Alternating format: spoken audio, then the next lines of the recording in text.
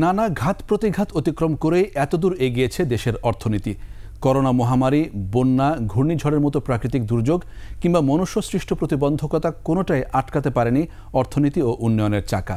তাই ব্যবসায়ী ও অর্থনীতিবিদরা বলছেন, কোটা আন্দোলনকে কেন্দ্র করে সহিংস কর্মকাণ্ডের কারণে অর্থনীতিতে যে ক্ষতি হয়েছে সেটিও দীর্ঘস্থায়ী হবে না। দেশের মানুষের উদ্যম, কর্মশক্তি ও সরকারি নীতি সহায়তায় ফের গতিশীল হবে অর্থনীতি। তৌহিদুর রহমানের রিপোর্ট। সম্প্রতি কোটা আন্দোলনকে কেন্দ্র করে দেশজুড়ে যে ধ্বংসাত্মক কর্মকাণ্ড ঘটে তাতে নৈরাজ্যের প্রথম ৬ দিনেই দেশের অন্তত ৭৬,০০০ কোটি টাকার আর্থিক ক্ষয়ক্ষতি হয়েছে বলে প্রাথমিকভাবে ধারণা করছেন বিশ্লেষকরা। ড্যামেজ যেটা হয়েছে সেটা প্রায় ১০,০০০ কোটি টাকার মতো। দৈনিক যদি ১১,০০০ কোটি টাকার মতো একটা হিসাব যেটা আমি করেছি, তো সেটা করলে ৬ দিনে প্রায় ৬৬,০০০ কোটি টাকার মতো এটা কিন্তু চলে গেছে অর্থনীতির থেকে। পলিসি রিসার্চ ইনস্টিটিউট পিআরআই বলছে, প্রথম ৮ দিনে সার্বিক ক্ষতির পরিমাণ দাঁড়াতে পারে ১,০০,০০০ কোটি টাকা।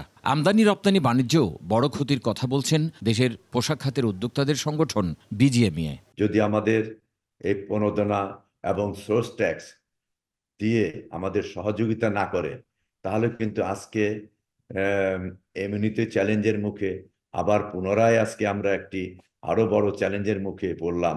তো এই সমস্ত চ্যালেঞ্জ মোকাবেলা করে শিল্প চালিয়ে রাখা খুবই কঠিন হবে। তবে অর্থনীতিবিদরা বলছেন, বাংলাদেশের অর্থনীতির অগ্রযাত্রা কখনোই মসৃণ ছিল না। নানা ঘাত প্রতিঘাত পেরিয়ে এতদূর এগিয়েছে। প্রাকৃতিক ও মনুষ্য সৃষ্টি দুর্যোগ দুর্বিপাক নতুন কোনো ঘটনা নয়। বাংলাদেশ ব্যাংক যদি একটা স্পেশাল ফান্ড তৈরি করে, তাহলে সেক্ষেত্রে সেখান থেকে এসএমইদেরকে প্রথমে প্রায়োরিটি দিয়ে তাদেরকে আসলে ঋণের ব্যবস্থা করতে হবে খুবই সহজ শর্তে এবং কম সুদে। কোভিডের সময় আমরা দেখেছি যে এটা বিরাট ফান্ড তৈরি করেছেন মাননীয় প্রধানমন্ত্রী। বাংলাদেশের মানুষের উদ্যম, কর্মশক্তি ও সাহসী পদক্ষেপ এবং সরকারি নীতি সহায়তার উপর ভর করে বারবার ঘুরে দাঁড়িয়েছে অর্থনীতি।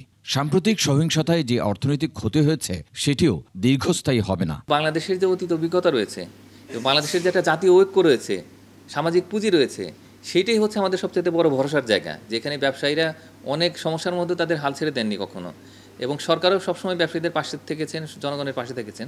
আমি মনে করি যে এখনও সরকার থাকবে, কিন্তু সরকারের উপর অনেক চাপ রয়েছে। গুরুত্বপূর্ণ সরকারি বেসরকারি স্থাপনা, উন্নয়ন ও অবকাঠামো এবং সম্পদ ধ্বংস কোনোভাবেই গ্রহণযোগ্য নয় বলছেন বিশেষজ্ঞরা।